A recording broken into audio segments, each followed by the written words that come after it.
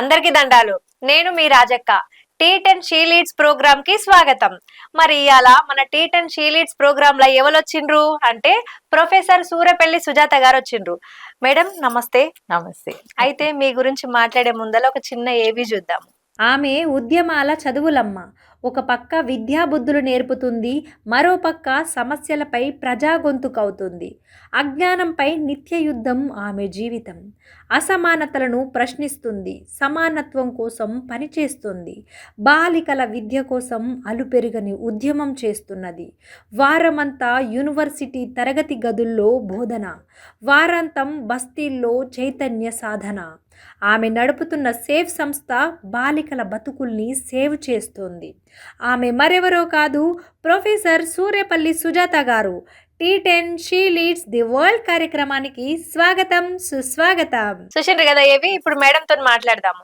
అయితే గౌరీ లంకేష్ కు పట్టిన గతే సూర్యపల్లి సుజాతకు పట్టిస్తామని బెదిరింపులు వచ్చినాయి కదా, ఆ టైంలో మీకు భయం ఏమి అనిపించలేదా? భయం కంటే బాధ ఎక్కువ అనిపించింది. ఎందుకంటే గౌరీ లంకేష్ కూడా ప్రజల గురించి ఆలోచించి రాసి, అంటే ఏ ఆధిపత్య శక్తులు ఉన్నాయి అనే దాన్ని తను చెప్పినందుకు తనను చంపేస్తున్నారు. సో భయం అనేది ఏంటంటే భయం కాదు కానీ పని చేయలేని పరిస్థితి ఉంటది కదా. మనకి పని చేయాలనిపిస్తుంది, ఏదో మంచి పనులు చేయాలనిపిస్తుంది. మంచి పనులు చేయడానికే చదువుకున్నాం. పని అంటే సొసైటీకి మంచి చేయడం అని అంటారు. ఇప్పుడు విద్య అనేది కేవలం సంపాదించుకోవడానికి కాదు కదా. విద్య అనేది ప్లస్ అంబేద్కర్ వాదులుగా కానీ, సావిత్రిబాయి పూలే వారసులుగా కానీ మనము ఒక నేపథ్యంలోంచి వచ్చినాం. ఆ నేపథ్యం అనేది ఖచ్చితంగా సమాజానికి ఏదో ఒకటి చెయ్యాలి. ఏదో ఒకటి చెయ్యాలనే దాంట్లోనే గౌరీ లంకేష్ కి, అంటే పనులు చేసేటప్పుడు ఏమన్నారు కానీ ప్రశ్నించొద్దు. పనులు అయితే చేయాలి కానీ ప్రశ్నించొద్దు. ప్రశ్నించకుండా అంబేద్కర్ చెప్పిన ఎడ్యుకేషన్ కి, విద్యకి అర్థం ఏదన్నా ఉంటే ప్రశ్న మాత్రమే. డెమోక్రసీ అంటే కూడా మాకు అర్థమైంది ప్రశ్నించడమే. అంటే తప్పుని తప్పుగా ప్రశ్నించడం, అన్యాయాన్ని ప్రశ్నించడం, ఎదిరించడం. దీన్ని కొంతమంది జీర్ణించుకోలేకపోయినారు. సో ఆ సమయము చాలా ఇబ్బందికరంగా. భయం అంటే భయం ఏముందిలే, ఎవరైనా పుట్టినవాడు ఎప్పుడప్పుడు చావాల్సిందే కాదు. కానీ చాలా కొద్ది మంది మహిళలు వస్తారు బయటికి. అవును. ఆ వచ్చిన మహిళలకి ఇలాంటి పరిస్థితి ఎందుకు? ఒక రచయిత అన్నాడు, ఆయన నేను సూసైడ్ చేసుకుంటున్నాను అంటే నిజంగా సూసైడ్ అనుకున్నారు, కానీ నేను రాయకపోవడమే ఆయనకి సూసైడ్ అనమాట. అంటే ఆయన ఏదైతే ఇష్టమైన ఏమైతే అనుకుంటున్నాడో అట్లా మాకు కూడా పని చేయకపోవడం, చేయాల్సింది చేయకపోవడం, అంటే కష్టమే, ఏం ఈజీ వర్క్ కాదు. మనకి సమాజంలో పోయి పనిచేయడం, ఆడపిల్లలుగా పనిచేయడం, కావాలని మార్పు తీసుకురావాలనే పనిచేయడం. మరి అప్పుడు సావిత్రిబాయి పూలే వీళ్ళందరూ, అంబేద్కర్ ఎట్లా పనిచేసారో మాకు తెలియదు కానీ అది ఒక డెత్, ఎప్పుడు సూసైడల్ అంటాను నేను. సో మాకు చేతులు కట్టేసి కాళ్ళు కట్టేసే పరిస్థితి రావడం చాలా ఇబ్బంది. ఆ విధంగా బాధ. భయం అయితే ఏమో ఎప్పుడు భయపడలేదు. అయితే మిమ్మల్ని ప్రొఫెసర్ సూర్యపల్లి సుజాత అనాలనా, లేకుంటే ఉద్యమాల సుజాత అక్క అనాలనా, ఏదనాలి? నేను ఎక్కడ పోతే అక్కడ మాకు అక్కడ పేరు పెడతారు. నేను పొల్లెపల్లి ఉద్యమం చేస్తున్నప్పుడు పొల్లెపల్లి సుజాత అని పాశం యాదగిరిస్తారు వీళ్ళందరూ అన్న పెట్టిండు. కరీంనగర్ పోయి గుట్టలు పని చేస్తున్నా, గద్దరన్న గుట్టలక్క అని పేరు. అంటే ఎక్కడ పని చేస్తే ఆ పేరు పెట్టేసి ఆ పేరు పెట్టారు. ఇప్పుడు సైదాబాద్ లో సింగరేణి సుజాత అని మాట్లాడుతున్నారు ఇప్పుడు. సో అయితే తెలంగాణ అరుంధతి రాయ్ అంటారు కొంతమంది. ఏమో ఎవరికి ఇష్టమైన పేర్లు వాళ్ళు పెట్టుకుంటే, మీరు చేసే పనిని బట్టి ఎక్కడైతే చేస్తుండో దాన్ని బట్టి మీకు పేరు పెట్టేస్తారు. అయితే అక్క, మీ నేపథ్యం ఏంది? అమ్మ నాయన ఏం చేస్తారు? అసలు ఏడుంటారు? నాన్న ఎక్సైజ్ సూపరింటెండెంట్ గా ఉండే, చనిపోయినారు మాకు నేను ఇంటర్మీడియట్ ఉన్నప్పుడు. అయ్యో. నల్గొండ జిల్లా. అమ్మ ఇంట్లో ఉంటది. ఇక్కడే చదువు అంతా ఇక్కడే. చిన్న ప్రైమరీ అంటే హైదరాబాద్ లో. నల్గొండలో ఎక్కువ లేదు. సూర్యాపేట దగ్గర అమ్మన్గల్ అమ్మ వాళ్ళది. నల్గొండ జిల్లా మొత్తం గాని నేను చిన్నప్పటి నుంచి ఇక్కడే చిక్కడపల్లిలో ఉమ్, ఆంధ్ర విద్యాలయాలో అక్కడ చదువుకున్నా. ఉమ్. అయితే చదువు ఎట్లా సాగింది మేడం? అంత సాఫీగా సాగిందా ఎట్లా? అంతా మా నాన్న ఆఫీసర్ అయినా కూడా మమ్మల్ని ప్రభుత్వ స్కూల్స్ కే పంపించేది. సర్కార్ బల్లెకే వెయ్యిండ్రు. సర్కార్ బళ్ళకే, తెలుగు మీడియంకి. ఉమ్, నేను నా చదువు పిహెచ్డి వరకు కూడా ప్రభుత్వ సంస్థలతోటి, ప్రభుత్వ కాలేజీలోనే అయింది. అందుకనే నేను గత 2 దశాబ్దాలుగా ప్రభుత్వ విద్య, ప్రభుత్వ పాఠశాలలు, ప్రభుత్వ కాలేజీలు వీటి మీదనే ఎక్కువ, అందులో చదువుకునే పిల్లలు ఉమ్, వాళ్ళ మీదనే ఎక్కువ పనిచేస్తాను. ఉమ్. అయితే మీరు సూరపల్లి సుజాత, ప్రొఫెసర్ సూరపల్లి సుజాతగా మారుతందుకు ఎట్లాంటి ఆటుపోట్లని ఎదుర్కొన్నారు? ఉద్యోగం ఇక్కడ హైదరాబాద్ లో ఒక 6 ఏళ్ళు చేసిన కస్తూర్బా గాంధీ మహిళా కళాశాలలో మారడిపల్లిలో. ఉద్యోగం చేస్తున్న క్రమంలోనే నాకు ఈ సమాజంలో జరుగుతున్న అంశాలు, అంటే మేము సోషాలజీ చదువుకున్నాం కాబట్టి ఉమ్, వీటి మీద ఎక్కువ పరిశోధనలు చేయాల్సి వస్తుంది. చేస్తున్న క్రమంలోనే ఉద్యమకారులతోటి పరిచయం, ఇక్కడ సంధ్యక్క వీళ్ళందరూ కూడా ఉమ్. పరిచయం. అప్పుడే ఆ, ఉమ్, ఆ పరిచయం తర్వాత అట్లానే ఉద్యోగం వచ్చింది. ఉద్యోగం వచ్చిన తర్వాత మానవ హక్కుల మీద స్విట్జర్లాండ్ లో ఒక 3 నెలలు ట్రైనింగ్ కి పిలిచినారు. ఉమ్, అదొక టర్నింగ్ పాయింట్ గా చెప్పుకోవాలి. సో ఎవరో పెద్ద మనుషులు నేను పనిచేస్తున్నా అని చెప్పి పంపించినారు. ఉమ్. దళిత్ నుంచి ఎప్పుడు పక్కకు జరగలేదు. దాని మీద దళిత్ కొట్లాడిండ్రు. Rights, Dalit issues, caste issues, um, gender issues, దాని మీద నాకు సంతోషం ఏంటంటే చాలా ఇంటర్నేషనల్ గా మన వాయిస్ వినిపించగలిగినాం. ప్లస్ నేను ఎక్కువ నేర్చుకోవడానికి నాకు అవకాశం దొరికింది. ఉమ్, సో ఆ ఉద్యోగమే నాకు నిజానికి నిలబడడానికి ఒక బేస్ ఇచ్చింది. ఉమ్, ఆ ఉద్యోగానికి బేస్ చదువు అయింది. అందుకని అందరికి చదువుకోండి అనే చెప్తా. ఉమ్, ఆస్తులు పాస్తులు మన దాంట్లో ఇస్తారో ఇయ్యారో తెలియదు, కానీ చదువుకుంటే పైకి వస్తారు, మీ కాళ్ళ మీద మీరు నిలబడతారని. ఉమ్, సో ఆ చదువుకోవాలంటే ఇప్పుడు చాలా డబ్బులు కావాలి, అక్కడక్కడ చదువుకోవాలి, ఏం అక్కర్లేదు. మేము అందరం ఉన్నాం కదా ఉమ్. పెద్ద పెద్ద వాళ్ళం. ఇప్పుడు కొంచెం చదువు విషయంలో అవగాహన వచ్చిందంటారా? మార్పులు వచ్చినాయి. అవగాహన అంటే ఒక పిల్లోడు ఉంటారు, కుటుంబం నడిపే పరిస్థితి పిల్లల మీద పడుతుంది.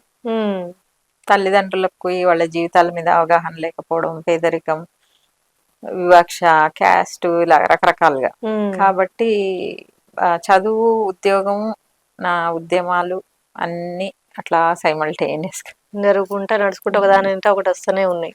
కానీ ఉద్యోగం ఈజ్ బేస్. ఉమ్, పిల్లలతోటి ఇంటరాక్ట్ అవ్వడం, తర్వాత ఆ పిల్లలు కూడా ఇప్పుడు ప్రభుత్వ కళాశాలలు కానీ యూనివర్సిటీ కానీ ఎస్సీ ఎస్టీ బీసీ పిల్లలు, మార్జినలైజ్డ్ పిల్లలు ఉంటారు. ఉమ్, వాళ్ళకి మనకు తోచింది చెప్పడం, తర్వాత పని చేయకపోనివ్వడం, ఇబ్బందులు కూడా యూనివర్సిటీలో అక్కడి నుంచి మొదలైనవి. ఉమ్. బట్ ఎక్కడ ఆగలేదు, అన్నింటిని ఎదుర్కొంటూ ముందుకు వచ్చేస్తూనే ఉన్నారు. వచ్చేస్తున్నాయి. తెలంగాణ ఉద్యమం చాలా టర్నింగ్ పాయింట్. బాగా అంతకంటే ముందు పోలేపల్లి అని ఒక జడ్చెర్ల మహబూబ్ నగర్ లో ఒకటి చాలా పెద్ద ఎత్తున జరిగింది ఆ ఉద్యమం. ఉహు. తర్వాత తెలంగాణ ఉద్యమం. తెలంగాణ ఉద్యమం అంటే ఒకసారి మనం అది యాద్ చేసుకోవాలంటే మాతో ఏం షేర్ చేసుకుంటారు? ఒక్కసారి షేర్ చేసుకోండి. అది జీవితంలో చాలా కొద్ది మందికి దొరికే అనుభవం. ఉమ్, తెలంగాణ ఉద్యమము చాలా న్యాయంగా, చాలా స్వచ్ఛంగా, చాలా నిజాయితీ పరులైన విద్యార్థులు, ఉద్యమకారుల మధ్యన, అంటే అందరూ చేసినామనే చెప్పుకుంటారు ఉమ్. తెలంగాణ ఉద్యమం. కానీ నేను పనిచేసి ఆ ఉద్యమ పిల్లల్ని, మార్చిరీల నుంచి చాలా మంది పిల్లల్ని చూసి, చాలా అంటే ఆత్మహత్యలు చేసుకున్నారా? ఆత్మహత్యలు చేసుకున్న పిల్లల్ని, ఆ ప్లస్ చాలా పల్లెటూర్లకు వెళ్ళి పాదయాత్రలు చేసి, నేను మహిళా జాక్, తెలంగాణ ఉద్యమంలో మహిళా జాక్ ఫౌండర్ మెంబర్ గా ఉన్నా. ప్లస్ కరీంనగర్ లో మహిళా జాక్ నేనే చైర్మన్ గా ఉన్నా. సో మహిళా ఉద్యమాలు, తెలంగాణ ఉద్యమము, విద్యార్థి ఉద్యమాలు అన్ని కూడా నేను ఒక్కదాన్నే పర్యావరణం గురించి మాట్లాడిన తెలంగాణలో. సో అందుకని కోదండరామ్ గారు ఒకసారి ఢిల్లీలో మీటింగ్ పెట్టినప్పుడు ఎవరు ఎవరు ఎవరు అంటే సుజాత ఒక్కతే ఉంది అని చెప్పి, ఇక్కడ నుంచి ఒక 5గురు జాక్ నుంచి, ఆంధ్ర నుంచి ఒక 5గురు జాక్ నుంచి పిలిచినప్పుడు నేను ఒక్కదాన్నే పర్యావరణం గురించి మాట్లాడడానికి ఢిల్లీ వెళ్ళినాం. కానీ ఆ మీటింగ్ అవ్వలే, వాళ్ళు ఆంధ్ర నుంచి వాళ్ళు రాలేదు. సో అంటే విద్యావంతుల, ఇంటలెక్చువల్స్ దాంట్లో. సో తెలంగాణ ఉద్యమం అనేది చాలా ప్రపంచానికి ఒక ఆదర్శంగా నిలబడ్డది. ఉమ్. పాలిటిక్స్ పాడు చేసి అనుకున్నంత తెలంగాణ, మీరు అనుకున్న తెలంగాణ రాలేదంటారా? రాలేదు. ఉమ్. అయితే మేడం, సోషల్ మీడియాలో చాలా ట్రోల్స్ మీ మీద చేస్తున్నారు కదా, దాన్ని అసలు ఎట్లా ఎదుర్కొంటున్నారు మీరు? ఇప్పుడు కొంచెం తగ్గినాయి. ఆ, ఎవరి గురించి అన్నా మాట్లాడితే ఎందుకు మాట్లాడుతున్నావు అని ట్రోల్ చేస్తారు. ఆ, ఇప్పుడు సపోజ్ రేపు జరిగింది, రేపు గురించి మాట్లాడాలి కదా, అవును.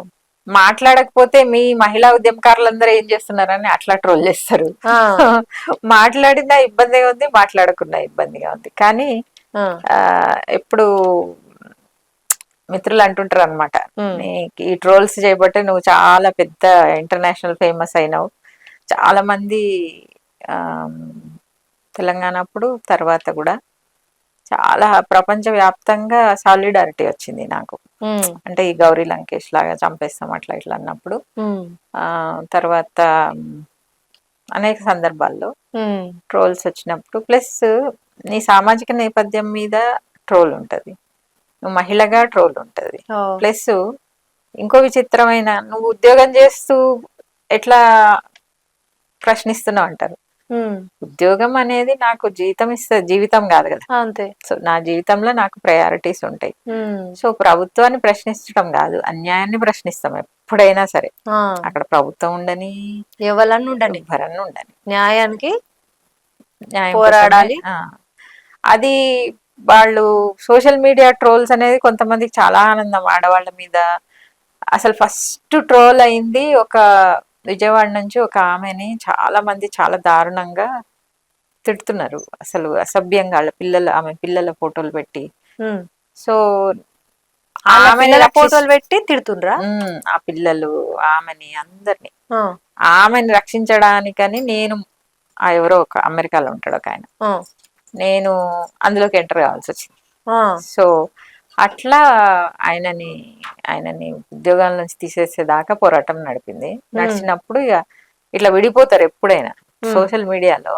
అటువైపు ఉన్నోళ్ళు అటు పోతారు, ఇటువైపు ఉన్నోళ్ళు ఇటు వస్తారు. ఉమ్. సో అట్లా ట్రోల్స్ అనేవి ఇక రకరకాల రూపంలో. ఏదేమైనా గానీ మీది మాత్రం మీరు ఏం చేయాలనుకుంటున్నారో దానికోసం కొట్లాడుతూనే ఉంటారు. కరెక్ట్. అయితే మేడం, దళిత ఉమెన్ అని ఒక దళిత ఉమెన్ కలెక్టివ్ కదా, అది మీరు నడుపుతున్నారు కదా, అది ఎట్లా నడుస్తున్నది, అందులో ఏం చేస్తారు? యాక్చువల్గా దళిత ఉమెన్స్ కలెక్టివ్ అనేది దళితుల గురించి మాట్లాడుతున్న క్రమంలో, మహిళల గురించి పనిచేస్తున్న క్రమంలో ఉమ్, ఇంకా ఎక్కువ అట్టడుగున్న దళిత మహిళలకి ఇంకా కష్టాలు ఎక్కువ ఉన్నాయి, ఆ కష్టాలను గురించి మాట్లాడాలి, రాయాలి అని చెప్పి కొంతమంది దళిత మహిళలకి ఒక దగ్గర కూడినాం. ఉమ్, తర్వాత 2021లో సింగరేణిలో ఒక చిన్న పాప మీద రేపు జరిగింది. 2021. అంటే ఇక అది విచారణ జరగలేదు కానీ 2021లో ఆ బస్తీలో రేపు మర్డర్, అంటే పాప చనిపోయింది. అయ్యో. చంపేశారు లేదు, చనిపోయింది. ఉమ్, ఆయన కూడా చనిపోయాడు, సూసైడ్ చేసుకున్నాడు. ఆ అబ్బాయి కూడా 24 years, ఉమ్, ఇద్దరు ఎస్టీలు. ఉమ్, అయితే నిజ నిర్ధారణకు పోయినాం. చాలా బాధ అనిపించింది. ఏంటంటే ఊర్లో ఏదో ప్రాజెక్ట్ కింద భూమి పోతే ఆ తల్లి పిల్లల్ని తీసుకొని వచ్చి రొట్టెలు చేసుకుంటుంది అంతే పక్కన. అయ్యో. ఈ పక్కన అబ్బాయి తాగి ఉన్నాడు. ఉమ్, ఆ ఇంటికి పోయిందో పిలిచిండో తెలీదు. ఉమ్, ఆ బస్తీ, ఆ వాతావరణం, ఇప్పుడు పల్లెల్లో పన్నులు లేవు కాబట్టి అందరు పట్నమే వస్తారు. ఉమ్, పట్నం వచ్చిందంటే ఏం బిల్డింగ్ లో ఉండరు కదా, ఏ బస్తీనో గుడిసెనో గుడిసెనో ఏనో రోడ్డు పక్కన వేసుకొని ఉంటారు. కానీ పిల్లల్ని అయితే వదిలేసి రారు కదా, పిల్లలు కానీ మహిళలు కానీ. అట్లా ఆ బస్తీకి వెళ్ళడం, ఆ బస్తీలో కొన్ని రోజులు తిరగడం. ఆ తర్వాత అక్కడ మహిళలు ఇక్కడ సాయంత్రం బాగా తాగుతారమ్మా, పిల్లల్ని ఈ సంఘటన తర్వాత అసలు బయటికి పంపించలేని పరిస్థితి ఉంది, ఇక్కడ మా పిల్లలకి ఏదన్నా ట్యూషన్ లాంటిది ఏదన్నా పెట్టండి అని అంటే 30 మందితోటి స్టార్ట్ చేసినాం. సో అంటే ఆ సంఘటన జరిగిన తర్వాత మళ్ళీ అట్లాంటి సంఘటన జరగొద్దు అంటే ఎడ్యుకేట్ చేయాలి. ఎందుకు ఏ 20 ఏళ్ళోడికైనా 30 ఏళ్ళోడికైనా చిన్న పిల్లలతో రొమాన్స్ చేస్తారని నేనైతే అనుకోను. ఆ మత్తులో పడినాక వాడికి ముసలోళ్ళు తెలియదు, పిల్లలు తెలియదు, తల్లి తెలియదు, కూతురు తెలియదు, ఎవరు తెలియదు. సమాజం ఎటు పోతుందో అర్థమైతే లేదు. చాలా ఇబ్బంది. సో అట్లా ఎడ్యుకేట్ చేస్తాము, అసలు బస్తీలో ఎట్లాంటి పరిస్థితులు ఉన్నాయి, ఎలాంటి పరిస్థితుల్లో మహిళలకి, ముఖ్యంగా బస్తీలో ఉండేది ఎస్సీ ఎస్టీ బీసీ మైనారిటీ ప్రజలు, ఈ వెనుకబాటుతనము మనకు సామాజికంగా వెనుకబాటుతనంతో పాటుగా వస్తుంటది. ఆ పరిస్థితుల్లో తాగడం ఎక్కువ అయిపోతుంది ఆ బస్తీల్లో. తాగిన వాళ్ళు ఒక 40 ఏళ్ల కంటే ఎక్కువ బతకలేక పరిస్థితి, చచ్చిపోతున్నారు లేదా మంచాన పడుతున్నారు. ఇంకా మహిళల పైన, పిల్లల పైన విపరీతమైన ఒత్తిడి. ఇల్లు గడవాలి కదా, సంపాదించాలి, మంచిగా చదువుకుంటారా, ఉద్యోగాలు చేయంటారా అంటే చాలా మంది హాస్టల్లో పంపించే పరిస్థితి లేదు. సో ప్రభుత్వం ఏం చేస్తుంది, సంస్థలు ఏం చేస్తున్నాయి, మనం ఏం చేయాలి అని స్టడీ మొదలు పెట్టినాం. అక్కడి నుంచి అధ్యయనాలు, బస్తీలో ఎందుకు బస్తీల్లో ఉండే వాళ్ళెవరు, వాళ్ళకి ఎట్లాంటి పరిస్థితులు ఉన్నాయి, ఏం సహాయం అందుతుంది, ఏం సహాయం అందుతుంది, ఎడ్యుకేషన్ కి దూరం అయ్యే పరిస్థితులు చాలా కనపడ్డాయి. పరిస్థితులు బయటికి వెళ్ళి చిన్నపిల్ల అయినా పక్షి అయినా స్వేచ్ఛగా ఉండాలి కదా, అంతే కదా. వీళ్ళు ఉండే చిన్న చిన్న గదుల్లో పిల్లల్ని పట్టుకొని కూర్చుంటారు. అక్కడే టీవీ, అక్కడే మనిషి, అక్కడే మంచం, అక్కడే వంట, అక్కడ పిల్ల చైల్డ్హుడ్ అంతా అట్లా బంధించి, ముఖ్యంగా ఆడపిల్లలు బయటికి పంపించే పరిస్థితి లేదు. ప్లేస్ కూడా ఉండదు. మనకి బస్తీలో అవగాహన ఉంది కదా. సో అక్కడ వెంటనే ఇంకొకటి రెండో ముఖ్య కారణం ఏంటంటే తల్లిదండ్రులు చదువుకోరు, చదువు యొక్క ప్రాముఖ్యత తెలీదు. బయట ఉండే చదువుని గొప్ప గొప్ప కార్పొరేట్ చదువులు, ప్రైవేట్ చదువులు, ఇంకా రకరకాల చదువులు, నీకు ఎంత డబ్బు పెడితే అట్లాంటి చదువులు ఇవ్వాలన్న పరిస్థితి, కొనుక్కోవడం. సో కామన్ విద్య గురించి అడుగుతున్నాం ఎప్పటి నుంచో, అందరికి సమాన విద్య కావాలి అని. అంటే ఇప్పుడు ఆయన 1,00,000 రూపాయలు పెట్టి చదువుకుంటాడు, నేను ఫ్రీగా చదువుకుంటా, కానీ మాకు నీట్ ఎగ్జామ్, ఆ ఎగ్జామ్ వచ్చేసరికి ఇద్దరం ఒకటే పరీక్ష రాయాలి. అక్కడ న్యాచురల్ గా ఎక్కువ చదువుకున్నోడికి వస్తుంది. మన పిల్లలకి కోవిడ్ నుంచి, ఈ సంఘటన కంటే ముందు నుంచి నేను సడన్ గా ప్రభుత్వము ఆన్లైన్ అని అనౌన్స్ చేసి, గుర్తుంది కదా? అవును, ఆన్లైన్ క్లాసులు. నేను తిరిగే ప్రాంతాలన్నీ గుర్తొచ్చినాయి. ఈ ఎస్సీ ఎస్టీ పిల్లలకి ఫోన్లు ఎక్కడివి, ల్యాప్టాప్లు ఎక్కడివి, ఎట్లా అని చెప్పేసి నేను క్యాంపెయిన్ స్టార్ట్ చేసిన. నన్ను పిచ్చి అన్నారు, ఫోన్లు ఇచ్చి పాడు చేస్తున్నావు అన్నారు. నీ కొడుకు, నీ పిల్లలు పాడుగారా? ఆన్లైన్ అయితే మీరు కూడా, మీ ఇంట్లో ఆల్రెడీ ఫోన్ ఉంది, మరి ఆ మాటకు వస్తే బంద్ చేస్తే అందరు బంద్ చేయాలి. అంటే మన పిల్లలకి అన్ని సౌకర్యాలు ఉండాలి, పేద పిల్లలకి ఫోన్లు కొనిద్దాము, ఫోన్లు లేవు, నెట్ లేవు, ఇంటర్నెట్ లేదు, ల్యాప్టాప్ లేదని అంటే రకరకాలుగా దాడి, పిల్లల్ని చెడగొడుతుంది. ఇన్ని డబ్బులు పెట్టి పని వాళ్ళకి ఫోన్లు అవసరమా, పల్లెటూరులో వాళ్ళకి ఫోన్లు అవసరమా, రకరకాలుగా మాట్లాడిండ్రు. అయినా కూడా ఫస్ట్ నా డబ్బులతోటి, ఎక్కడ పిల్లలు 4 పిల్లలు ఉంటే ఒక ఫోన్ ఇవ్వడం. ఇదంతా దళిత ఉమెన్లనేనా? అప్పటికి దళిత విమెన్ కలెక్టివ్ లేదు, మాకు సేఫ్ ఫౌండేషన్ కూడా అది 21 నుంచి ఫ్యామిలీ ట్రస్ట్ పేరు మీద ఒకటి ఉంది. అయితే ఈ విద్యకి సంబంధించింది కోవిడ్ టైం నుంచి నడుస్తుంది. అది చాలా పెద్ద ఉద్యమంగా అయింది, ఈ ల్యాప్టాప్స్ పంపించడము. అంటే అందరికి ల్యాప్టాప్లు పంచిండ్రా? దాదాపుగా ఇండియాలో బహుశా ఈ ఉద్యమం నేనే ఉండి ఉంటా, చాలా కవరేజ్ వచ్చింది కూడా. మొబైల్స్ అయితే మారుమూల గ్రామాల్లోకి వెళ్ళి అట్లీస్ట్ ఆడపిల్లలకి, అట్లీస్ట్ ప్రభుత్వ స్కూల్స్ లో చదివే పిల్లలకి మాత్రం అట్లా స్టేట్ అంతా చాలా వందల మొబైల్స్ పంచిపెట్టి, తర్వాత ఇంజనీరింగ్ పిల్లలకి ల్యాప్టాప్ పంచిపెట్టి, తర్వాత చాలా సంస్థలతోటి టైఅప్ అయ్యి, ఇప్పుడు నా దగ్గరికి ఇట్లా స్కూలు అడ్మిషన్ స్టార్ట్ అయిందంటే భయం వేస్తుంది నాకు. మా పిల్లకి అక్కడ సీట్ వచ్చింది 50,000 కట్టాలి, డాక్టర్ వచ్చింది 1,00,000 రూపాయలు కట్టాలి, ఇంకేదో వచ్చింది 20. అస్సలు ఏం డబ్బు లేని పిల్లలు కదా, ముఖ్యంగా ఎస్సీ ఎస్టీ ముస్లిమ్స్ కూడా, దళిత ఆదివాసీ పిల్లలు. వాళ్ళకి నా తరఫున ప్రతి సంవత్సరం ఒక 10-15 మందికి అడ్మిషన్స్ ఇప్పించడం. ఎవరి కాళ్ళన్నా పట్టుకోవాలి, అడగాలి, అమెరికాకి పంపించాలి, వీళ్ళ ప్రొఫైల్స్ తీసుకోవాలి. సో అది నడుస్తుంది. అది ఖచ్చితంగా నడుస్తుంది. ఉమ్. అది ప్రతి సంవత్సరం అట్లా చేస్తారా మీరు?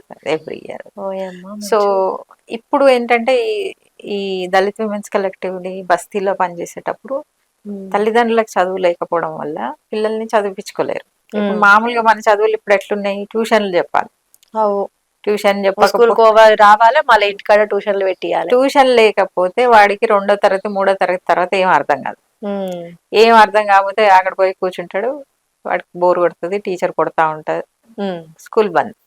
ఉమ్. ఇట్లా స్కూల్ బంద్ కాగానే ఆడ ఒక ఆయన లేబర్ కాంట్రాక్టర్ ఉంటాడు. ఉమ్. ఆ రారాక పెయింటింగ్ చేయడం, తీసుకుపోదాం ఇటు తీసుకుపోదాం అటు తీసుకుపోయి 500 చేతిలో పెడతాడు. ఉమ్. ఇక అట్లా పనికి అలవాటు అవుతారు. ఇక పనికి అలవాటు అవుతారు. ఆ డబ్బు ఎన్నో చూడగానే పైసలు వస్తున్నాయి. ఇతర అలవాట్లకి ఆ అది అది నిజంగా మేడం గట్నే అవుతుంది. అందుకని ఈ బాల్యం అంతా ఛిద్రం అయిపోతుంది. మీరు నిజంగా మేడం ఎంత పుణ్యం మీకు. ఆ పిల్లలందరికీ కూడా చదువులు లేని పిల్లలకు అవన్నీ వంచడం గాని, ఆ పిల్లలు చదువుకుంటేందుకు ఒక అవకాశాన్ని మీరు ఒక hope. కల్పించిండ్రు. ముఖ్యంగా మనం చేయగలిగేది అంటే, నేను పెద్ద దేవుళ్ళని ఇది కాదు కానీ అన్ని దానాల్లోకెల్లా విద్యాదానం గొప్పదే చాలా అని. గొప్పది అది. కానీ విచిత్రం ఏంటంటే అందరికీ మన కోవిడ్ టైంలో కూడా పులిహోర పొట్లాలు అన్నం పెట్టమంటే పెడతారు. ఆ గుళ్ళ దగ్గర, చర్చ్ల దగ్గర ఎన్ని బ్రెడ్ ప్యాకెట్లు పంచుతుంటారు. కానీ ఎడ్యుకేషన్కి అనగానే 100 సార్లు ఆలోచిస్తారు. నువ్వు డబ్బు ఎట్లాగా ఖర్చు పెడుతున్నావు, నీకు దానమే అనుకో కాసేపు. ఎడ్యుకేషన్ ఇస్తే లైఫ్ ఇచ్చినట్టు అవుతుంది, వాళ్ళ జీవితమే నిలబెట్టినట్టు అవుతుంది. నీకు వాళ్ళకేం ఆస్తులు అంతస్తులు ఏం ఉండవు కదా. ఇప్పుడున్న టెక్నాలజీ పేద పిల్లలకి చాలా మందికి, నేను బస్తీలో పనిచేస్తున్నా కదా, అప్పుడు కోవిడ్ టైంలో కూడా స్మార్ట్ ఫోన్ అనేది అందరి దగ్గర లేదు. అంటే హలో అని ఏదో మామూలు డయల్ చేసే నెంబర్ ఏదో ఉంటది, అన్ని ఉంటాయి, కానీ స్మార్ట్ ఫోన్, ఇంటర్నెట్ అనేది చాలా కొద్ది మంది దగ్గర ఉంటది. సో టెక్నాలజీకి దూరంగా పెరుగుతున్నారు ఈ దళితులు గాని, పేద పిల్లలు, బీదోళ్ళు గాని. ఇప్పుడు సమాచారం అంతా టెక్నాలజీలోనే ఉంది. అవు కదా మేడం. నాలెడ్జ్ అంతా టెక్నాలజీలోనే ఉంది. స్కూల్ చదవాలంటేనే అప్పటి నుంచి, ఇప్పుడు మనం మీరు అన్నట్టుగా కోవిడ్ టైం నుంచేలే ఫోన్లలోనే చూసి చదువుడు అంతా ఫోన్. ఇప్పుడు ఏదైనా పంపించాలన్నా కూడా ఫోన్లకే పంపిస్తారు. అంటే నేను ఎప్పుడు టెక్నాలజీని కత్తితో పోలుస్తాను. 2 వైపుల పదునున్న కత్తి అని చెప్తాను అనమాట. అది మెడ కూడా కోసుకోవచ్చు, కూరగాయలు కూడా కోసుకోవచ్చు. మన అవసరాన్ని బట్టి మనం ఎట్లా యూజ్ చేయాలనేది అట్లా వాడుకోవాలి. కానీ టెక్నాలజీ ఈ డిజిటల్ డివైడ్ ఎక్కువ ఉందని చెప్పింది కూడా నేనే. నువ్వు కోడు గూడు గుడ్డ అని మాట్లాడుతున్నాం కానీ డిజిటల్ ఎడ్యుకేషన్ అవేర్నెస్ లేదు పిల్లలకి. సో చాలా మళ్ళీ ఆ వెనకపాటు తనానికి అది కూడా ఒక కారణం అని. అంటే ఎట్లా వాడుకుంటున్నారు అనే దాని మీద మళ్ళీ ఈ పేద పిల్లలు వీళ్ళు అనగానే మీరు చెడగొడతారా అంటాడు. అంటే మీ పిల్లగాడు చెడిపోతే మా పిల్లగాడు కూడా చెడిపోతాడు. చెడిపోనియండి, ఏముంది, అది మన చేతిలో లేదు. సో అట్లా చెప్పుకుంటూ కన్విన్స్ చేసుకుంటూ ఫస్ట్ నమ్మలేదు, పిచ్చి అన్నారు, ఇన్ని వేలు ఖర్చు పెడుతుంది అన్నారు. తర్వాత అదొక పెద్ద ఉద్యమంగా మారింది, ప్రభుత్వమే ఇచ్చుడు మొదలు పెట్టింది. అట్లా ఇప్పుడు ఈ సేఫీ ఉద్యమము, ఈ సేఫీ ఫౌండేషన్ సేఫ్ ఫౌండేషన్ అనేది సూర్యపల్లి ఫౌండేషన్ అని చెప్పి మా అమ్మ పేరు మీద మీరు నడుపుతున్నారు. అది దాంట్లో ఏమి చేస్తారు? బస్తీలోనే ఎడ్యుకేషన్ అండ్ ఎన్వైరన్మెంట్. ఎడ్యుకేషన్ అంటే నా ఉద్దేశము మార్కులు, సర్టిఫికెట్లు, గ్రేడ్లు కాదు.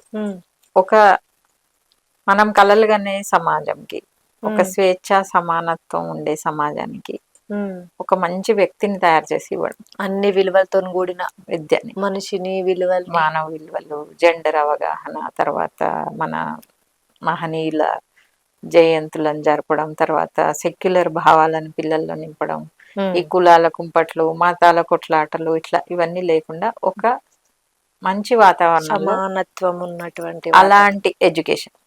సో ఎడ్యుకేషన్, ఆ ఎడ్యుకేషన్ ని నేను ఒక మోడల్ ప్రాజెక్ట్ గా, ఇప్పుడు పల్లెటూర్లలో మోడల్ విలేజ్ అంటారు, ఇప్పుడు బస్తీలలో కూడా ఒక మోడల్ స్లమ్స్. ఆ స్లమ్ లో మంచి ఎడ్యుకేషన్ ఉండాలి, మంచి వసతులు ఉండాలి, పిల్లలందరూ చదువుకోవాలి. ఇది ఒక పెద్ద విజన్, అదొక పెద్ద గోల్ ఉంది. కానీ తర్వాత దానికోసమై ఈ ఫౌండేషన్ ద్వారా, దళిత్ విమెన్స్ కలెక్టివే బేస్, ఈ ఫౌండేషన్ ద్వారా, దళిత్ విమెన్ కలెక్టివ్ ద్వారా ఎప్పుడైనా ఒక్కళ్ళు చేస్తే అది వాళ్ళకే పరిమితం అయిపోతుంది. సో నేను అందరికి రిక్వెస్ట్ చేసేది ఏంటంటే, మనకందరికి ఏం కావాలి, ఉమ్, నేను మంచిగా ఉండి ఒక అద్దాల మేడ కట్టుకున్నా అనుకో, నాకు పక్కన ఒక చెత్త కుండీ ఉంది అనుకో, ఉమ్, అది పట్టించుకోలేదు ఫస్ట్. ఉమ్. అది పెరిగి పెరిగి పెరిగి వాసన వస్తుంటే నీ కోట్ల అద్దాల మేడలో ఉండలేవు అవు కదా. అంతే కదా. సో అందుకని ఒక మంచి సమాజంలో మనం ఉండాలంటే అందరినీ పట్టించుకోవాలి. ఇప్పుడు గ్లోబలైజేషన్ తోటి ఏమైతుందంటే నాకే అన్ని కోట్లు కావాలి, ఉమ్, నాకే బిల్డింగ్లు కావాలి. ఇంకా మన ముఖ్యంగా ఇండియన్స్ ఒక నెక్స్ట్ 10 తరాలకి సంపాదిస్తారు. ఎందుకు సంపాదిస్తారు అర్థం కాదు. ఉమ్, కాబట్టి లక్షలు అక్కర్లేదు, కోట్లు అక్కర్లేదు. Teach a child, um, give a book. Ambedkar ఎందుకు పుస్తకం పట్టుకున్నారు కానీ. So education will change, education is a power. Um, అది నమ్ముకొని అట్లా ఇది కూడా నేను ఉద్యమంగానే చూస్తున్నా. ఉమ్. ఎందుకనంటే మామూలుగా డబ్బులు వస్తాయి, ఖర్చు పెడతారు, ఏదో ప్రాజెక్ట్ రిపోర్ట్ చేసి చూపిస్తాం కాకుండా ఒక మార్పు కోసం మీరు చేసే అట్లానే. కృషి అంతా కూడా.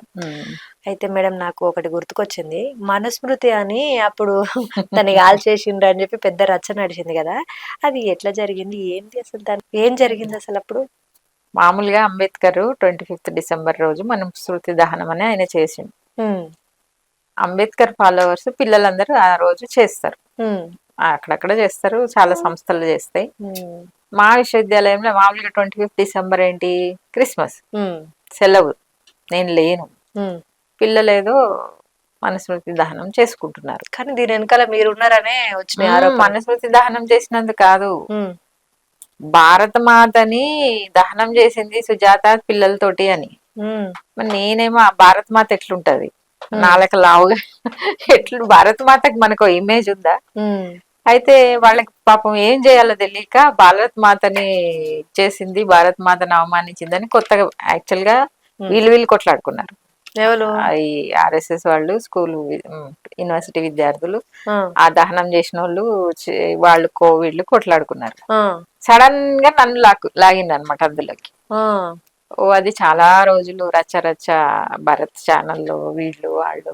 ఉమ్, అందులో నేను లేనన్న విషయం కమిషన్ వేసిండ్రు, కమిటీ చేసిండ్రు, ఎంక్వైరీ చేసిండ్రు, విచారణ చేసిండ్రు. ఇవి చాలా ఇబ్బందికరమైనవి మాకు.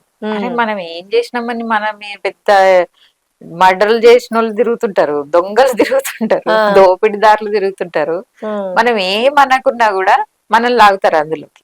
ఉమ్, లాగి మనుస్మృతి దహనం అది మనుస్మృతి రీజన్ అదే గాని కారణం వేరే చెప్పినారు. ఉమ్. అది చాలా పెద్దగా అయింది. మేడం మీ గురించి ప్రభాకర్ చౌటి గారు ఒక బయట మాట్లాడారు, ఒకసారి చూద్దాం.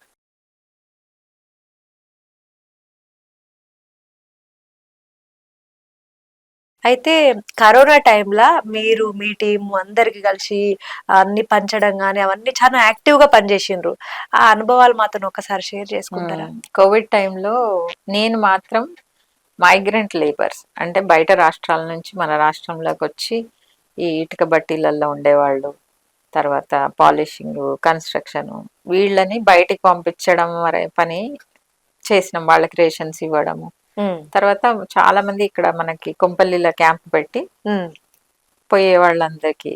తర్వాత మెల్లగా పని స్టార్ట్ చేసినాక మాకు విపరీతమైన కాల్స్ రేషన్ కోసం. పాపం బీహార్ నుంచి, ఉత్తరప్రదేశ్ నుంచి, బయట నుంచి, ఇక్కడ ఉండే పేదవాళ్ళు కూడా. నాకు అప్పుడు చాలా ఒక ఎల్బీ నగర్ దగ్గర ఒక పెద్ద కమ్యూనిటీ ఉంది, కేరళ నుంచి, తమిళనాడు నుంచి. మనకి దిష్టి బొమ్మలు చేస్తారు చూడండి, కలుపుకి అతుకు పెడతారు పెద్ద పెద్ద రాక్షసులాగా. అదొక పని ఉంటది, దానికి ఒక పెద్ద కమ్యూనిటీ ఉంటది అని తెలీదు నాకు. అక్కడికి పోయి చూసేసరికి పాపం వాళ్ళకి భాష రాదు, పిల్లల్ని ఆధార్ లేక స్కూల్స్ లేవు, తినడానికి తిండి లేదు. ఫస్ట్ మాస్కులు వేయడము, తర్వాత ఈ మీటర్స్ అవి ఆక్సిమీటర్లు, తర్వాత చాలా హాస్పిటల్స్ కి ఆక్సిజన్ సిలిండర్స్ ఇచ్చినాం, ఇంటింటికి డిస్ట్రిబ్యూట్ చేసి. భయంకరంగా ఉండే మేడం సిచ్యువేషన్. నేను మాత్రం ఒక్క రోజు కూడా ఇంట్లో లేను. అసలు తిరగడానికి పర్మిషన్ లేకపోతే పర్మిషన్ తెచ్చుకొని కారుకి వేసుకొని అన్ని జిల్లాల్లో హాస్పిటల్స్ లో. కానీ అప్పుడైతే కరోనా వచ్చిన వాళ్ళని ఆ దగ్గరకు పోదామంటే కూడా భయం ఉంటుండే. భయపడ్డారు, ఎవరైనా పొయ్యి ఏమన్నా ఇయ్యాలన్నా కూడా భయపడుతుండ్రు. భయపడతారు. నిజంగా చాలా మంది మాస్కులు పెట్టుకొని తిరిగినాం. అప్పుడు అంతా ఇది చేసిండు. అన్ని చాలా కుటుంబాలకి అంటే మిత్రులు వాళ్ళు వీళ్ళు ఆర్థిక సహాయం మేము కూడా ఫండ్ రేస్ చేసినాం. ఉమ్, అట్లా ముఖ్యంగా ఉమ్, ఎస్సీ ఎస్టీలకి కరోనా వస్తే వీడు పనికి పోతేనే కానీ తిండి కదా, అవు మరి వీడు ఎట్లా తినాలి, పనికి పోవడానికి లేదు, కరోనా వచ్చింది లేదు, లాక్డౌన్ అయింది. మళ్ళీ మంచి తినండి, ఎగ్స్ తినండి, మటన్ తినండి, పౌష్టికాహారం తినండి అని చెప్తుండ్రి. చెప్పి నేను చాలా మారుమూల గ్రామాల్లో ఎస్సీ కుటుంబాల్లో ట్రైబల్ ఫ్యామిలీస్ లో ఉమ్, జీడిపప్పులతో సహా ఒక కిట్ తయారు చేసి ఉమ్, గుడ్లు వాళ్ళకి డబ్బులు షాప్స్ కి పంపిస్తే తెచ్చుకునేవాళ్ళు. ఉమ్, సడన్ గా సిలిండర్ అయిపోయింది అప్పుడు ఎక్కడెక్కడ నుంచో మొబిలైజ్ చేయడం. అసలు మా ఫోన్లు అయితే 24 గంటలు మోగుతూనే ఉండే. నిద్ర అనేది ఆ 2-3 ఏళ్ళు అసలు పోయినట్టు ఎట్లా గుర్తులేదు. అనిపించింది మేడం మీకు అప్పుడు? ఎప్పుడైనా సరే కళ్ళ ముందు ఏదైనా జరిగితే నిద్ర రాదు. ఉమ్, అది ఏంటో మరి అది డిఫెక్ట్. తట్టుకోలేము. సో ఎట్లాగో ప్రశాంతంగా పడుకునేది చాలా తక్కువ. ఉమ్, అప్పుడు మాత్రం మాకు కరోనా వచ్చి మేము పోతాం అనుకున్నారు అందరు. అంతగానం తిరిగిరు మరి. అంత తిరిగాము. ఉమ్. కాకపోతే ఏం కాలేదు. అంత అయిపోయినాక కోవిడ్ వచ్చింది మాకు. అంత అయిపోయి అందరు మంచిగా నార్మల్ అయినాక సీరియస్ గా ఏం రాలేదు, కొంచెం అట్లా ఐసోలేషన్. అంటే ముందుగా వస్తే మరి వీళ్ళందరికి సాయం చేసేది ఎవరు అనుకున్నట్టుండి దేవుడు కూడా. అట్లా అట్లనే అన్నారు అందరు. అయితే మేడం మీరు ఇంత సేవలు చేస్తుర్రు, ఇన్ని మంచి పనులు, బాధ్యత ఒక బాధ్యత అనుకున్నారా, మీరు ఎట్లా అనుకున్నారా? ఇంత మందికి ఒక మంచి చేస్తున్నారు, ఏమన్నా గుర్తింపు వచ్చిందా మీరు చేసే పనులు? గుర్తింపు కోసం చేయం కదా, కాకపోతే కొన్ని అవార్డులు అవి తెలుగు యూనివర్సిటీ వాళ్ళు ఏదో మహిళా పురస్కారం, మహిళా అభివృద్ధి అదేదో పురస్కారం ఇచ్చినారు. తెలంగాణ గవర్నమెంట్ కోవిడ్ వారియర్ అనేదో ఒక అక్నాలెడ్జ్మెంట్. కొంతకాలం క్రితము ప్యూర్ స్వచ్ఛంద సంస్థ ఏదో అచీవ్మెంట్ అవార్డ్స్, ఎన్ఆర్ఐ అవార్డు ఒకటి, అట్లా కొన్ని. మొన్న సిటీ కాలేజ్ వాళ్ళు women of the year, academic year అని ఒకటి ఇచ్చారు. అట్లాంటివి కొన్ని వస్తూనే ఉంటాయి అవి అట్లా అప్పుడప్పుడు. అయితే మేడం మీరు అట్రాసిటీ దాడులు ఏడ జరిగినా గానీ ఆడిపోయి కొట్లాడతారు, ఎందుకు అట్లా? మామూలుగా ఎస్సీల మీద మహిళల మీద దాడులు జరిగినప్పుడు పెద్ద కులాల వాళ్ళకి, పెద్దవాళ్ళకి, డబ్బున్న వాళ్ళకి జరిగితే అంత సెన్సేషన్ ఉండదు, అసలు వార్త బయటికి రాదు, కేసు ఫైల్ కాదు. మేము వెళ్ళకపోతే ఎవరు వెళ్తారు? ఎవరో ఒకళ్ళు బాధ్యత ఉన్న వాళ్ళు వెళ్ళాలి. వెళ్ళి ఫస్ట్ ఆ ఇన్సిడెంట్ ని రిపోర్ట్ చేయించాలి. రిపోర్ట్ చేయిస్తే ఎస్సీ ఎస్టీలు అయితే ప్రభుత్వం నుంచి కొంచెం ఆర్థిక సహాయం వస్తుంది. సో ఆర్థిక సహాయం రావాలంటే కేసు రిజిస్టర్ కావాలి. కేసు రిజిస్టర్ కావాలంటే ఖచ్చితంగా మనం అక్కడికి వెళ్ళాలి. రోహిత్ వేముల ఉద్యమం అయితే ఆల్మోస్ట్ నేను హైదరాబాద్ సెంట్రల్ యూనివర్సిటీ ప్రొఫెసర్ అనుకుంటారు చాలా మంది. అక్కడే ఉండే ఆ పిల్లడు చనిపోక ముందు నుంచి చనిపోయిన చాలా ఆ సంవత్సరం వరకు ఉద్యమాలు జరిగినాయి యూనివర్సిటీలో కుల వివక్ష మీద. సో అది ఖచ్చితంగా అదొక బాధ్యతగా చేస్తుంది. అయితే సూర్యపల్లి సుజాత గారికి మావోయిస్టులకు సంబంధాలు ఉన్నాయని ఆరోపణలు వచ్చినాయి, అది ఎంతవరకు నిజమంటారు? ఇందాక మనుస్మృతిలో లాగిండ్రు కదా నన్ను, అట్లనే సేమ్. ఏం చేయాలో తెలీదు నాకు. నేనేమన్నా తప్పు చేస్తానా అంటే మేము ఎక్కడ తప్పు చెయ్యము. సో ఏం చేయాలి, మేము ఏదో బదనాం చేయాలి అంటే, బదనాం అని అంటే నేను ఇప్పటికీ చాలా మీటింగ్స్ ఇంటర్వ్యూలో చెప్పిన, వాళ్ళు చాలా గొప్ప త్యాగాలు చేసి ఉద్యమాలు చేసే మనుషులు, మావోయిస్టులు, విప్లవకారులు అందరు. వాళ్ళతో మేము ఒక చిన్న ఫ్రాక్షన్ కూడా కాదు మేము చేసే పనులతో పోల్చుకుంటే. అంత గొప్ప వాళ్ళతోటి పోల్చుకోవడం లేకపోతే ఏదో అంటే వీళ్ళకి తెలియదు కదా వాళ్ళ గురించి. సో అటువైపు మమ్మల్ని ఆ అసోసియేషన్ చేయడం ఒకవైపు కాస్త సంతోషంగా ఉన్నా, మేము ఏ మాత్రం పోలికలో గాని ఆ సంస్థలతో గాని లేవని చెప్తూనే ఉన్నా. వాళ్ళకు కూడా తెలుసు, ఎందుకనంటే యూనివర్సిటీలో పనిచేస్తాము, బయటనే ఉంటాము, ఎక్కడ దాడులు జరిగినా బయటనే ఉంటాం. మాకేం పెద్ద సీక్రెట్స్ ఏం లేదు. నా 1000 మంది దగ్గర ఉంటది మా ఫోన్లు నంబరు. సో చుట్టూ ఎప్పుడు విచారణలు అన్నీ ఉంటూనే ఉంటాయి, సర్వేలెన్స్ ఉంటది. అందుకని బ్లేమ్ చేయాలి కాబట్టి ఉమ్. అది చేస్తున్నారని అనుకుంటా అంతే. అంటే మంచి పనులు చేసేటోళ్ళని ఏదన్నా బ్లేమ్ ఆ, చేయాలంటే ఏదో ఒకదాన్ని తెలంగాణ పట్టేస్తారంటారా? ఉద్యమంలో అదే చెప్పినాం, ఆ, ప్రశ్నించేవాడు మావోయిస్ట్ అంతే, ఉమ్, తెలంగాణ వాళ్ళందరూ మావోయిస్టులమే అని చెప్పినాం అప్పుడు తెలంగాణ ఉద్యమంలో. తెలంగాణ వస్తే మావోయిస్టులు వస్తారు, తెలంగాణలో మావోయిస్టులు ఉన్నారని అప్పుడు ఒక పెద్ద ప్రచారం జరిగింది ఉద్యమంలో. ఓ, అంటే ప్రశ్నకి ఆ ఉద్యమం కేర్ ఆఫ్ అయితే మన అందరం కూడా అందులో భాగస్వామి. ఉమ్. అయితే ఇంకో మాట మేడం, ఓట్లకు ముందుగాల రాజ్యాంగాన్ని తీసేస్తారు అని టాక్ వచ్చింది. దాన్ని ఎవరు కాపాడాలి మరి? రాజ్యాంగాన్ని కాపాడవలసింది ఎవరు? ఇంకా ప్రజలు ఎంత యాక్టివ్గా ఉండాలి, ఎట్లా ఉండాలంటారు? సగం మందికి అసలు రాజ్యాంగం అంటే ఏంటి అని తెలియదు. ఉమ్, అంటే చదువు అందరి దగ్గరికి రాలేదు, ఉమ్, ఈ స్వాతంత్రం అందరి దగ్గరికి రాలేదు, ఉమ్, ఈ స్వేచ్ఛ స్వాతంత్రం కొంతమందికి తెలియదు, ఈ పదాలంటే ఏంటిదో అని కూడా తెలియదు వాళ్ళకి. ఎక్కడో ఆదివాసీలు ఉంటారు, వాళ్ళకి ఇవన్నీ నేర్పిద్దాం అనుకోరు. వాళ్ళ భూములు లాక్కుందాం, వాళ్ళ అడవులు లాక్కుందాం, లేకపోతే వాళ్ళని డిస్ప్లేస్ చేయాలని చూస్తారు. కానీ ఈ రాజ్యాంగం అనే స్ఫూర్తి బాబాసాహెబ్ అంబేద్కర్ ని రాజ్యాంగాన్ని విడదీయకుండా, ఉమ్, మేము కొంచెం చదువుకున్నాం కాబట్టి, ఆ ఉద్యమాల్లో ఉన్నాం కాబట్టి మాకు అర్థమవుతుంది. ఉమ్, ఇప్పుడు మొన్న మేము నడిపే బడుల్లో చాలా మందికి ప్రియాంబుల్ రోజు చదివించేది. పాపం ఒక ఆయన అమెరికా పోయిండు ఇప్పుడు సార్, ఉమ్, బస్తీలో. ఉమ్. చాలా సంతోషం అనిపించింది, ఎంతమందికి ప్రియాంబుల్ తెలుసు ఆ, కదా. ఆ పుస్తకాలు ప్రియాంబుల్ అవన్నీ మా దగ్గర ఉంటాయి. నిజంగా మేడం, ప్రతి పౌరునికి రాజ్యాంగం అంటే ఏందో తెలిస్తేనే వాళ్ళు ఎట్లా నడుచుకోవాలనేది అర్థమవుతుంది. సో అది అందరి బాధ్యత, ఆ, మా నీది నాది ఒక్కటి కాదు. ఉమ్, ఎంతో ఆలోచన చేసి ఎన్నో ఆ రాజ్యాంగాలు చదివి బయట విదేశాల నుంచి అంబేద్కర్ బయట దేశాలకు పోయింది కాబట్టి అక్కడ, అందుకనే స్వేచ్ఛ స్వాతంత్రం సౌభ్రాతృత్వం ఉమ్, అని ఆయన ఆ నినాదాలు పెట్టి ఆ స్ఫూర్తిని అంతా రాజ్యాంగంలో నింపినాడు. ఉమ్, సో ఆ రాజ్యాంగం ఉంది కాబట్టే తెలంగాణ వచ్చింది, ఉమ్, ఆర్టికల్ 3. ఆ రాజ్యాంగం ఉంది కాబట్టే ఈ కింది వర్గాల వాళ్ళు స్వేచ్ఛగా, మహిళలు స్వేచ్ఛగా, ఐ మీన్ అట్లీస్ట్ హక్కులతోటి ఉమ్, ఉన్నాం. ఆ రాజ్యాంగాన్ని డిస్ప్లేస్ చేస్తాము, మనుస్మృతిని తీసుకొని వస్తామనే ఒక కుట్ర చాలా కాలంగా జరుగుతుంది.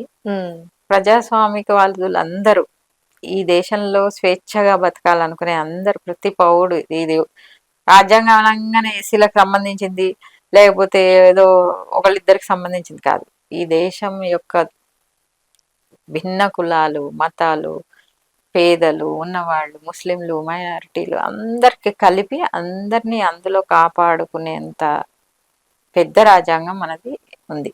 ఉమ్, దాన్ని కాపాడుకోవాల్సిన బాధ్యత అందరి మీద ఉంది. ఉమ్. అటువైపు అడుగులు వేస్తున్నారు, వేస్తున్నారంటారా? ఓకే. చేస్తున్నారు, లేకపోతే ఎప్పుడో అయిపోయేది. అయితే ఇప్పుడు మనం ఒక రాపిడ్ ఫైర్ చేద్దాము. నేను ఒక పదం చెప్తా, దానికి మీరు ఒక్క మాటలనే సమాధానం చెప్పాలి. బాబాసాహెబ్ అంబేద్కర్. మానవత్వ చిహ్నం. మహిళ. పవర్. దళితులు. శ్రమజీవులు. చదువు. విజ్ఞత. తెలంగాణ. ఉద్యమం. RS Praveen Kumar. Police officer. KCR. Politician. Revanth Reddy. All are politicians. Savitribai Phule. చదువుల తల్లి, స్వేచ్ఛకి చదువులకి చిహ్నం సావిత్రిబాయి పూలే. ఒక మహిళలు ఎవరన్నా మహిళగా ఉండాలనుకుంటే సావిత్రిబాయిని ఫాలో అయితే సరిపోతుంది. చిన్నపిల్లల సేఫ్టీ అందరి బాధ్యత. మనుస్మృతి. మూఢాచారాలు. మీరు మా షీ లీడ్స్ ప్రోగ్రామ్ కి వచ్చిండ్రు కదా, మహిళలకు మీ మాటగా మీరేం చెప్తారు?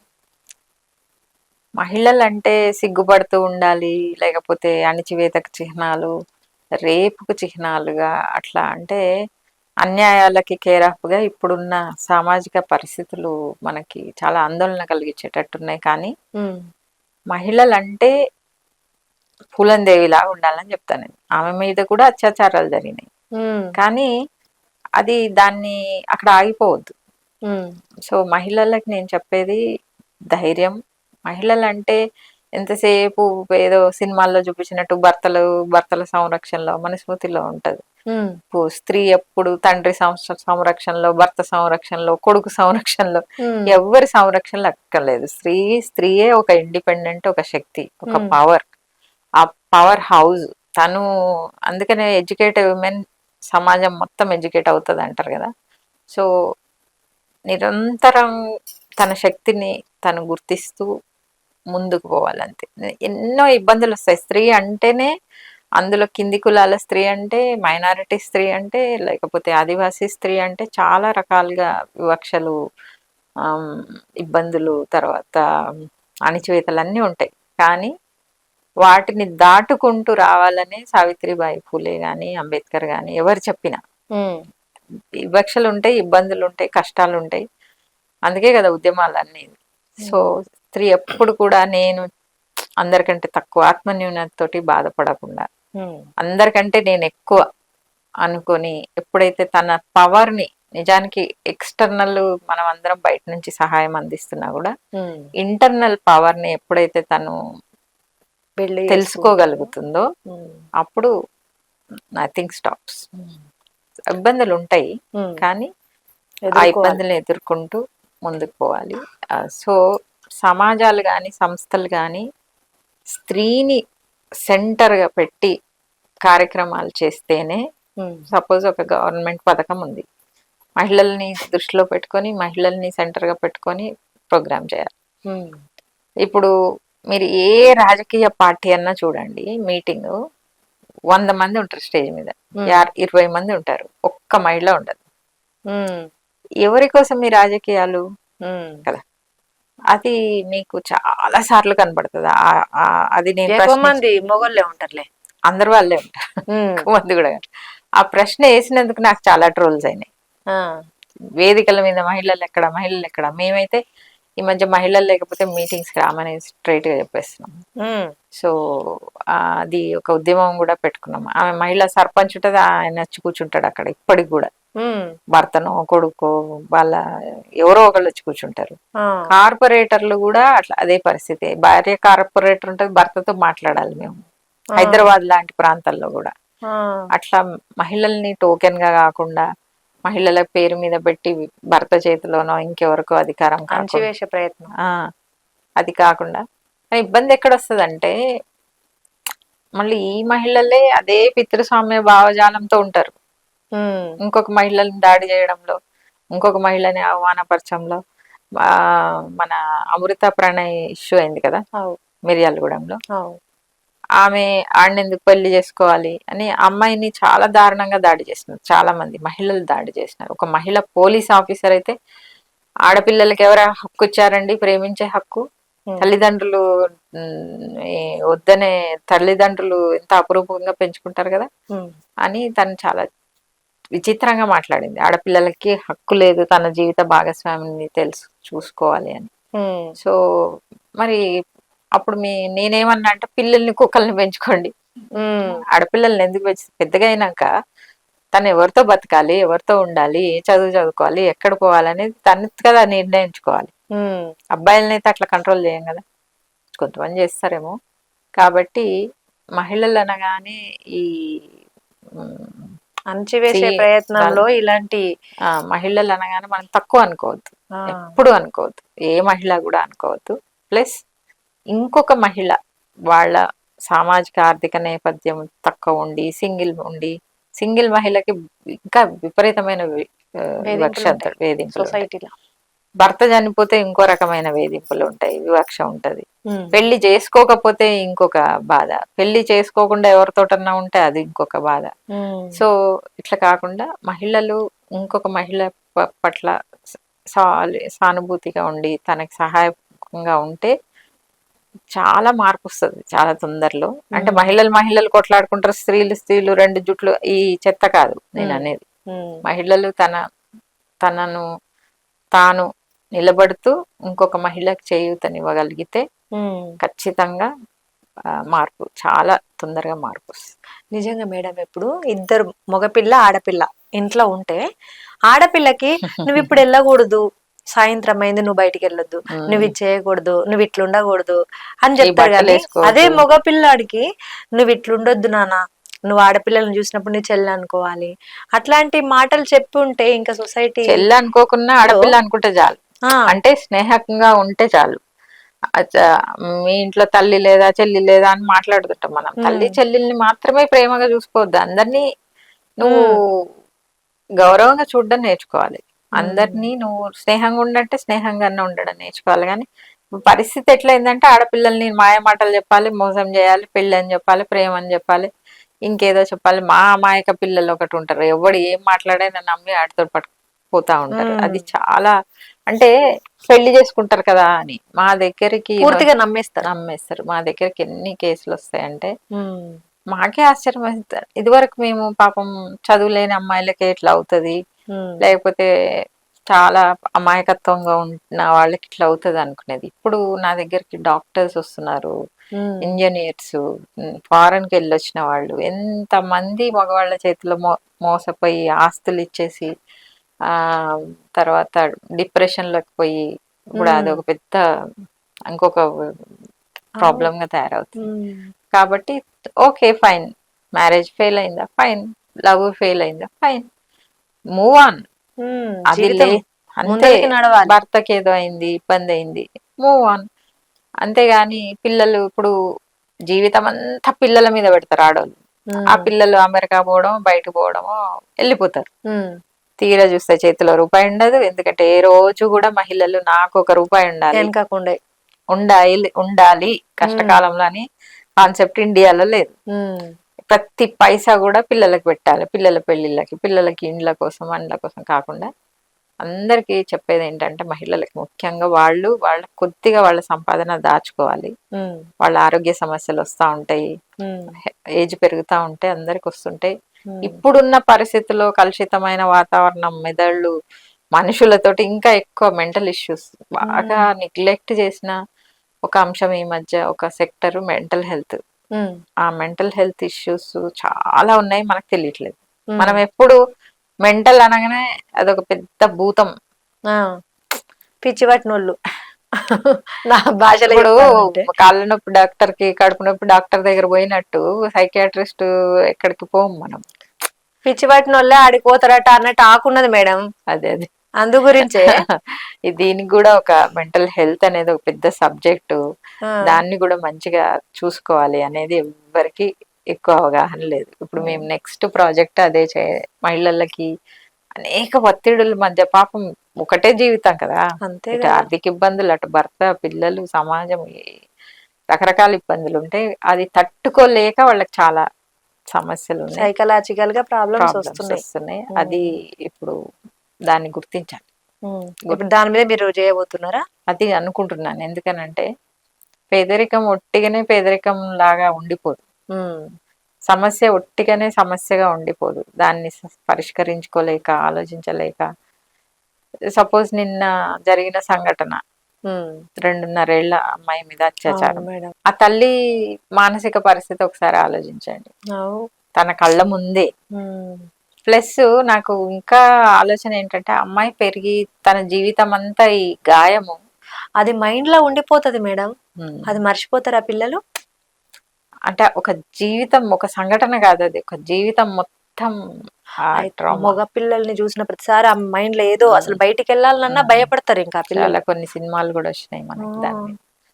సో ఎంత దారుణాలు పని చేయాలి మనం, ఆ అంశం మీద పని చేయాలి.